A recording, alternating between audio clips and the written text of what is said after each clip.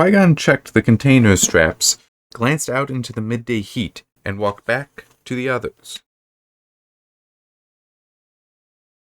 I returned the Eopes. I'm probably pronouncing that wrong. By midday, Qui-Gon promised. The suns were rising quickly to a midday position in the sky. What the hell time of day is this?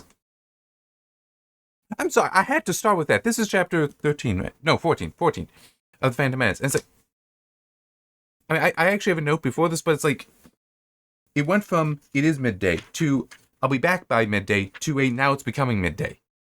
It's like, also, how far were they actually from Mos Espa that he had the ship landed? But no, I mean, it's, if it were the morning heat, then I wouldn't have a problem, because it's like, I'll be back by midday, and then it's like, oh yeah, the suns are finally getting to midday. It's like, okay, now that makes sense. But it's like, no, it's midday, I'll be back midday, and it's becoming midday. So it's like, clearly, it was not midday to begin with.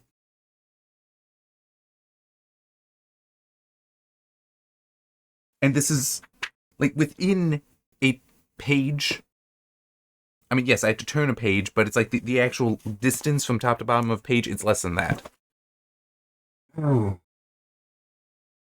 I kind of wonder if this is part of the reason why authors get their names on books, but the editors don't always, because...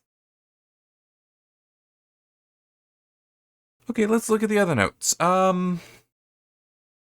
No, I mean, seriously, that I can understand an author making that mistake, but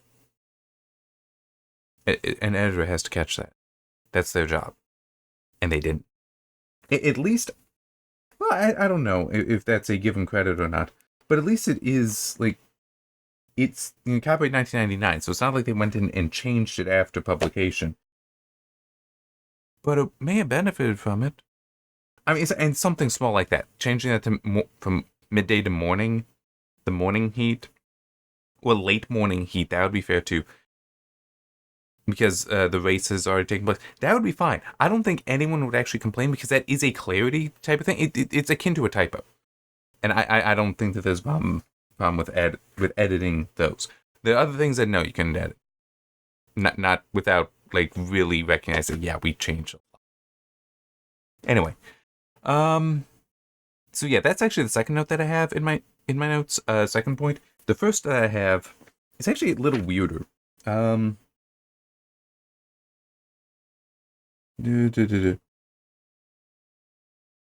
it's like,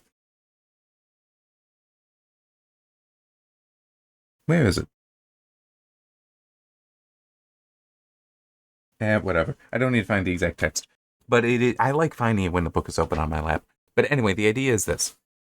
That apparently, the crowd is cleared out of the garage. Which also, I have another problem with this. I'll get to it later. And it's just Anakin there, working on the pod a little bit. Jar Jar, R2, and 3PO are all there with him. Qui-Gon's over here, with Padme and Shmi, so the boy's mother. They're just standing there watching. And it's Qui-Gon that goes up first. No, I 100% reject that. The way Shmi has been described, her devotion to her son, and also her hatred of pod racing, she would have been there. There is no way he's getting there first and talks to him prior to the women arriving. It's like, no.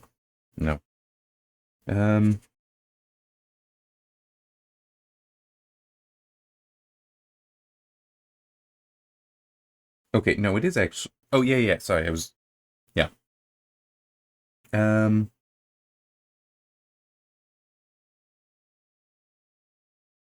Qui-Gon watched him thoughtfully, standing to one side with Padme and Shmi as the boy Jar Jar, R2-D2, and C-3PO moved busily over the pod and engines.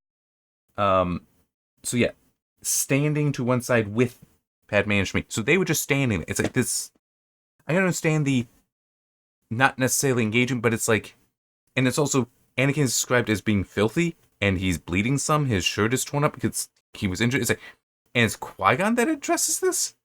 No, Shmi would be there cleaning him off, being very proud of him, but like, the whole, now gonna clean you up, take care of that. She's doing all that. Qui-Gon ain't getting near him before that's done. Because also, like, Qui-Gon had to go off, deal with Watto, and come back. It says also an outlet. It doesn't make any sense. Really, really doesn't.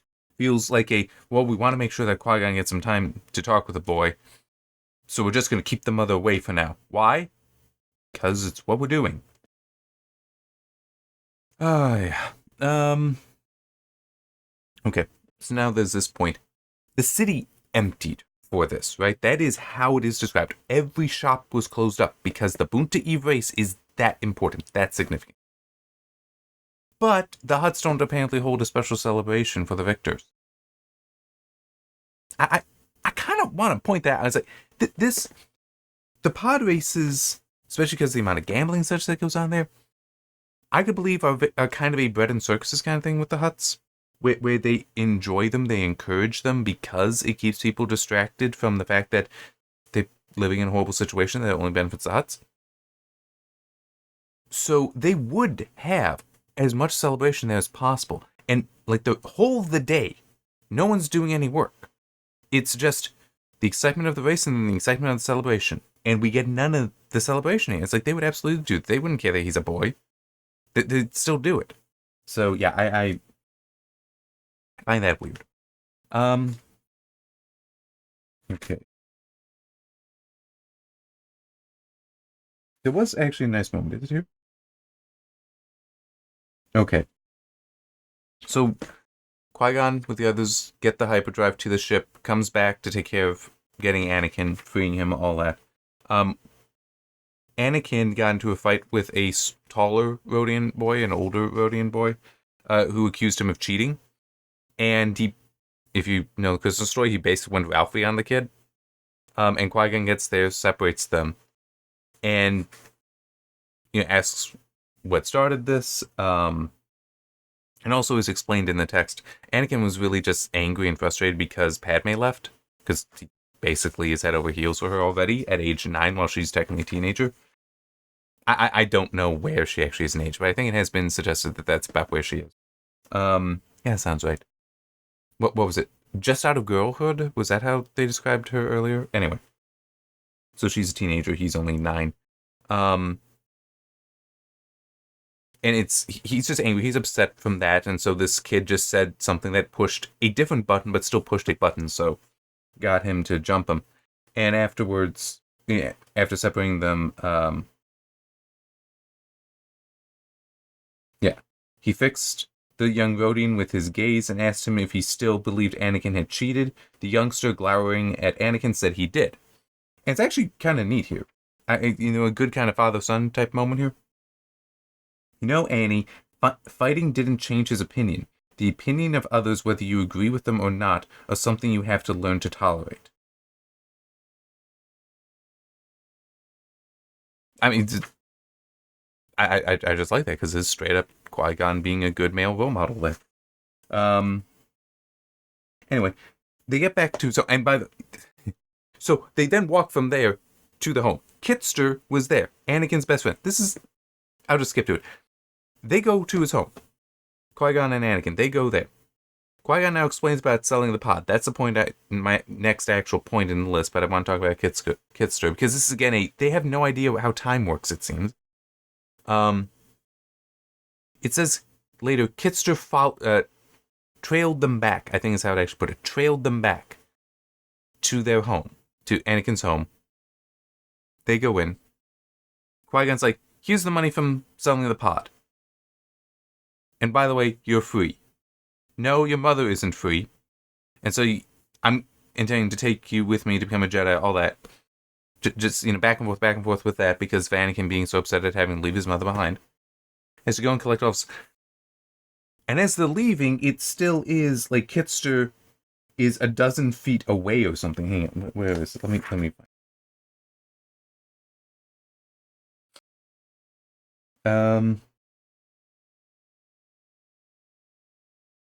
He'd gotten barely a dozen meters from his home when Kitster, who had trailed them back from the fight, came rushing up to him. It's like, Kitster would have been in the house, like, a few seconds after they got there. What is this? They don't know, apparently, how time passes. I mean, or Kitster clearly didn't trail. He maybe went to his own home, waited there for a little bit, and then came back. And was like, oh, they must have gone to his... want to come back to the whole, hey, I sold the pod. It wasn't your pod. Well, we told everyone it was. That was the only way this... But it wasn't your pod. It was my pod. This is not a minor point, by the way. The way I'm kind of playing it out here is, yeah, I'm making fun of it. But earlier, I don't think I talked about this. Anakin had a dream with that pod, okay, with the pod racer, that he was going to build it up. It would be the fastest pod ever, with those radon ulcer engines. They still make a point of that. He was going to be make it the fastest pod ever. He was going to win all these races to make enough money to buy his and his mother's freedom. Qui-Gon here is like, I sold it. And Anakin's jumping up and down because he's like so excited because of all this money. It's like, he would have a sense of, that's not enough.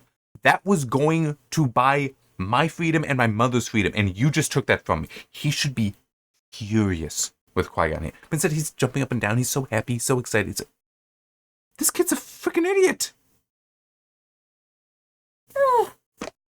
Or rather, he's incredibly inconsistent with how he's written. I mean, because it's not like there's even a mention of, I can use that to build another. Nothing like that. There was zero thought at all to that dream of his, that plan of his, that desire of his. Nothing. It is gone. It doesn't exist, except in the prior chapter when it was part of why it was part of the reason why he built the damn thing.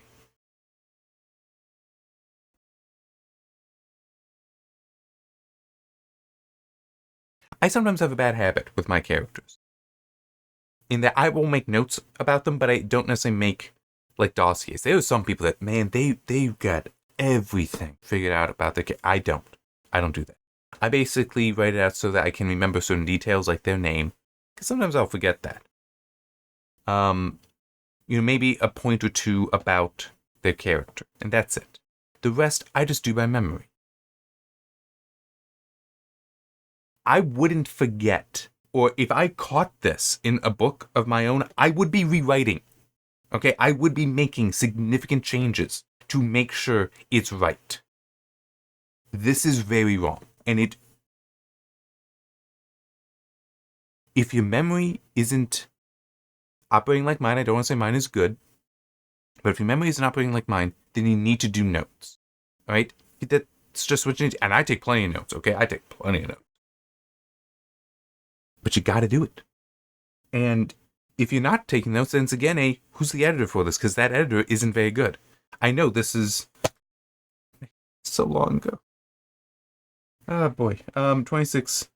Actually, it might be more like 27 years ago. It was the copyright is 1999, so that's when it was first published. But it may have actually been written and was in editing prior to that. But whoever the editor is not good. Well, whoever it is that signed off on this in its state isn't good. But yeah. Although, hang on, this is an odd numbered chapter, right? No, even.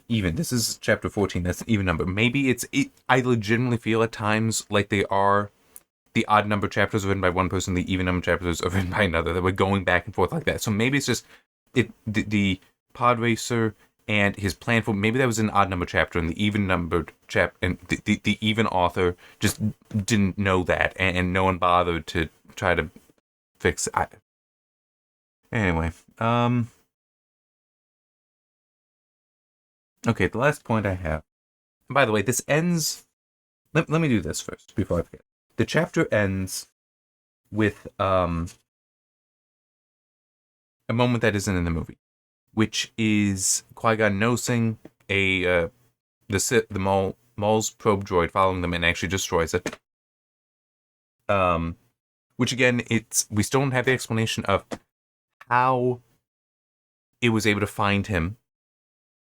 So it does mention earlier in the chapter that yes, it spotted him and was following him, and he didn't notice. That's fine, but how did it know to find him? Like, does it know the faces of every Jedi and was just looking for any of them? That's one possibility. The other is it was heavily implied that it is actually Force sensitive and was following him. But here's the problem with that. Yes, he's a Jedi Master, but he's not really using his force powers that much. Anakin had them at full, and like he was fully using them. He was fully in tune with the force for the pod race, and the thing didn't check on him. There's no indication of that. That actually is a major plot hole there. If it is accurate, the inference, because it was heavily implied, that the probe droid senses the force and is able to find the Jedi that way, it should have gone to Anakin and started like reporting back to Maul. And it's actually very reasonable. Then the Maul would have been like, no, there's no way a boy would be coming up as a force user. What? No. Come back. You're clearly malfunctioning. I'll send out another one. Or even okay, we're switching that over to facial recognition. Hopefully it's one of the ones you know. I mean, it's like, you have to explain that. I mean, I thought the show was stupid. But there was, I did decide to watch through that Amazon had it, Good Omens. This show was stupid. I found it really stupid, especially the ending. But at one point there's this idea of looking at these, you can look at these different characters. If you know how to sense somebody's aura, you can look at their magical aura, you can look at them and see that they're, and they tried looking at one character and it's like, well, that's weird. Everyone's supposed to have one. He doesn't have it. But then the narrator explains to zoom out and it's actually, well, no, his aura is like the size of the country. So that's why you're not seeing it. You're too close. You're inside of it already. And it's like, shouldn't it be Anakin in this case? And it's like, hey. Oh, yeah. But it is also why it should have picked up Anakin. Qui-Gon, the only explanation is him not paying any attention. Because it also was like much earlier. Many hours have passed. And he didn't figure it out, so. Anyway, one thing so you got the whole conversation with Shmi, Anakin, and Qui-Gon talking about the whole "you're free." All that talking about, so long. Anakin is breaking down, he's crying because he just won't leave his mom. Makes sense. That's all fine, stuff with kids, all that. And it's never really brought up in that, yes, we need to go, I'll take you to the ship. First, we have to stop at Watto's to take care of the tracking chip. Now, it does, like, you get a break in time for... Actually, I'm trying to remember. Is that... There might have been 2 breaks. Yes, there are 2. One where they like, leave the house. Now they're outside. Run to Kitster. Have a little bit more talking. This is then Anakin runs back to his mom, which is in the movie. Runs back to his mom, and Shmi gets him to, no, you have to go, all that. And he finally leaves. And then, after that, it's okay, now we have to go to Watto's shop to take care of this. It's like, you couldn't have just mentioned that a little earlier? That, yes, we do need to stop there. I'm saying, even wait, really? I'm free? Yes. We just need to go to Watto's, and we'll have it deactivate, and we'll have the tracker deactivate.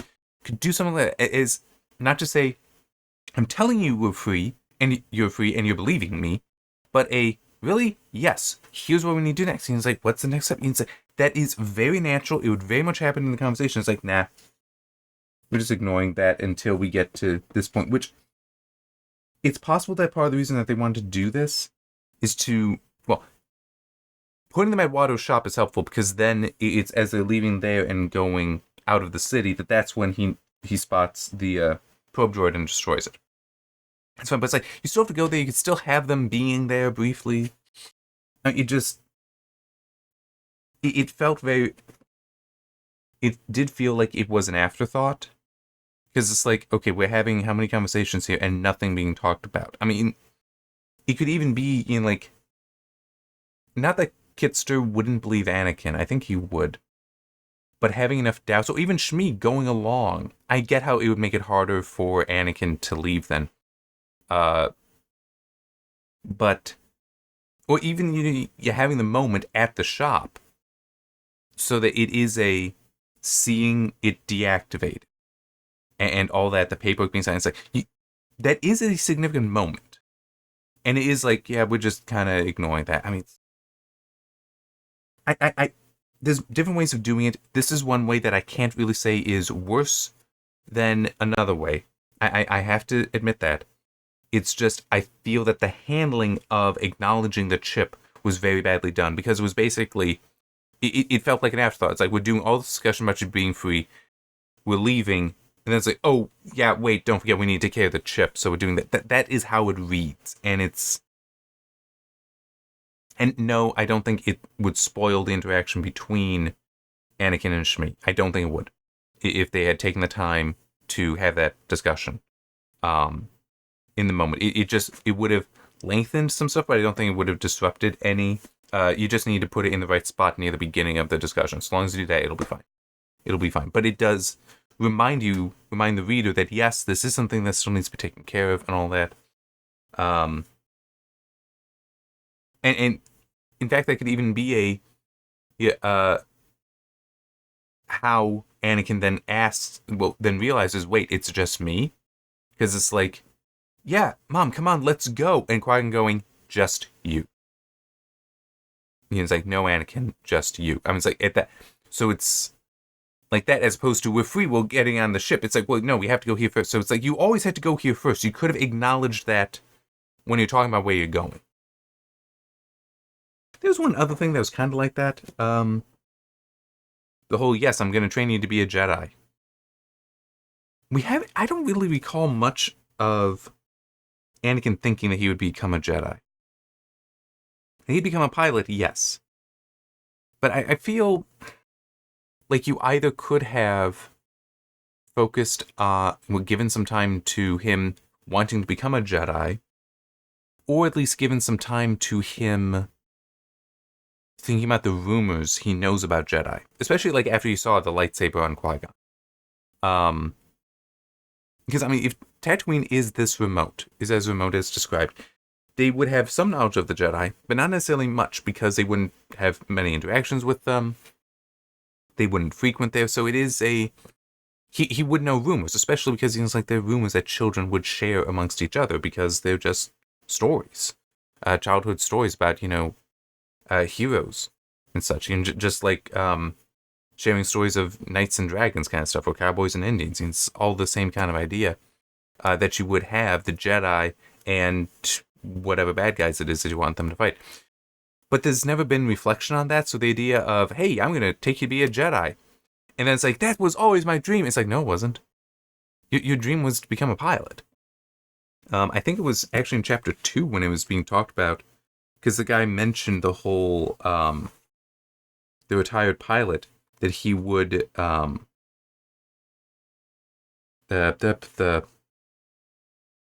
he piloted transports of Jedi. So I think like that was the first mention of the Jedi even. And it's, yeah, I just, yeah, flew Jedi Knights once upon a time too. Jedi? Kitster exhaled sharply. Wow. Really, you flew Jedi? Anakin pressed, eyes wide.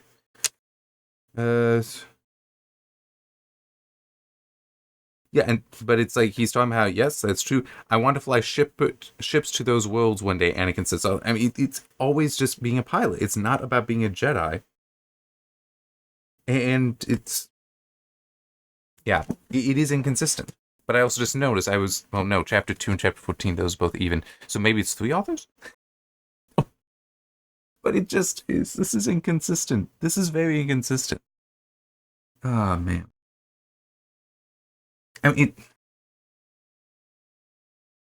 part of what frustrates me about this, and we'll get to when I do the assigned reading on the Children of Benny, is I worried so much in chapter 28 of it.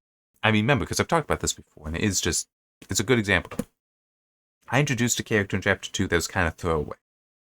But as I wrote him and as I thought about him, I realized that I could use him in some more significant ways. When I got to chapter 28, I just have him in just dialogue between him and another character.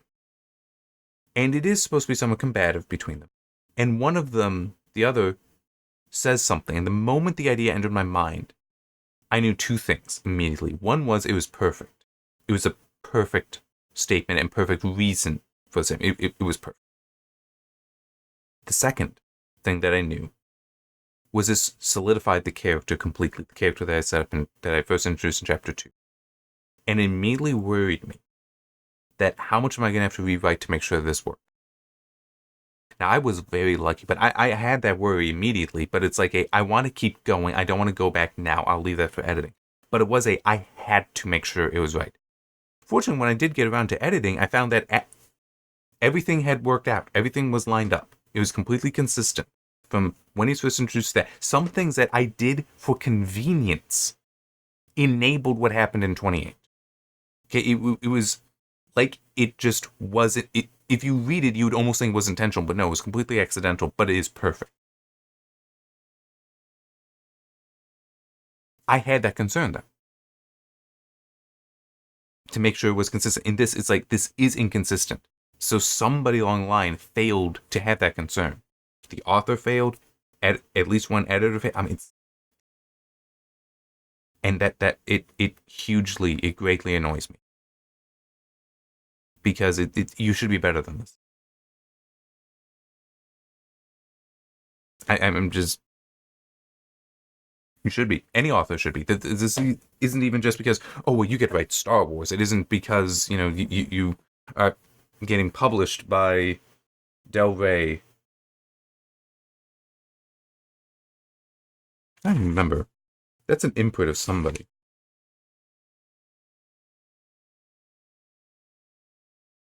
Trademark of Random House. That's right. It's like, this is significant. And it's like, you're having such clear inconsistency. But even without that, it still is a no. You should make sure that that when you go through, you make sure that you're addressing that. This is part, and just to further verify, this is why I'm doing some of these videos in general. Why I like the idea of these assigned reading videos, and why I want to continue doing them. I might be adjusting schedules. We'll see. Because it takes so much time out of my day. Because I have to read it, I have to record it, I have to process the video, and that there are days I don't get to write because I'm doing this instead. But anyway, I like doing these because I see this stuff, I'm critical of it, and that also will help me avoid it in my own writing.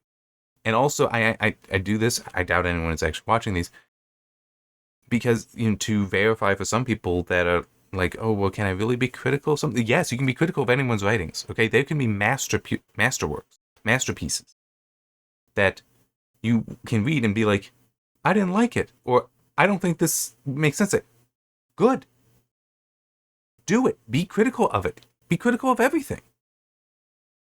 No reason not to be. Be critical. If you read my books, go ahead and be critical of them. Because it's not just about, and you can be critical in good and bad ways, like the whole father figure thing with Qui-Gon that I mentioned. It's like, I was critical of that in a good way. I like that. I think it was a good way to do that, because it helps establish their relationship, or rather solidify their relationship. This is good to have. But it's practice that criticism, because the better you get at criticizing other people's works, how else going to get better at criticizing your own? And it also, I'm seeing the stuff in here that I like. That's stuff I will try to remember and apply where appropriate in my own writing. And I'm seeing the stuff I don't like, and so in my own work, I can make sure to try to avoid it. It's part of the reason why you need to. Scratch that. You should read. I recommend it. I suggest reading. But you know what? I'm not going to hold it against somebody if they don't read, but want to write books. I'm not going to hold it against you. I'm not. I suggest you should. I urge you that you should. It will improve your writing. I do believe it has been improving mine. But I will only make that a recommendation. Now, if you are an editor, if you want to be an editor and you're not reading, that I will judge you on. But if you're just looking to write, now, okay with that. But if you're making judgments on one story, then I do think, yes, you do need to be reading beyond that story. So, yeah, it's that's where that is. But if you're just wanting to write and you don't want to read, I think that's weird. I think it's unfortunate. I think you will benefit from reading. But if that's what you want to do, okay, I'm not gonna hold against you. But it is you find it. I love doing these videos. Let's just stop it there. I like doing these videos. I look forward to doing more of them. I still need to figure out how I want to be doing the schedule, but I'm thinking I will at least finish off Phantom Menace, but I'm trying to do these every day or as close to every day as I can. Attack the Clones, I might start reducing it. It's one of those, I don't want to like not have a regular schedule such that I'll just forget to do these. Yeah, it's a little bit more tolerant. The writing is a little bit more tolerant of my like skipping days because like I do want to write. It's like I want to sit down and do that, and sometimes it's only for like 15 minutes I maybe can spend. Maybe it's 2 hours, but I know it's a chunk of time, so it's like I need to schedule the time for this. It's more of I have to find the time for writing it. That's not a good way of putting it, but anyway, I know this is long. I should be stopping it because I want to get processing and all that. But yeah, I think I will at least finish off Phantom Menace doing it this way. We'll see with Attack the Clones. All right,